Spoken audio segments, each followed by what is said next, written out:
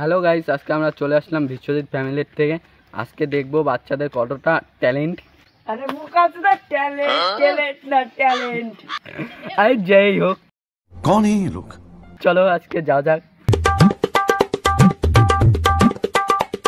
যাওয়া যাক আজকে। বাবু, তোমাদের সাথে কিছু কথা বলা যাবে? বাল বলো কি বারা? शाबाश बेटा। আমি বিশ্বজিৎ ফ্যামিলির থেকে এসেছি। এসেছো সেই তুমি বাড়িয়ে দিতে হাত দিন দুঃখীর বিপদে মামাটি মানুষ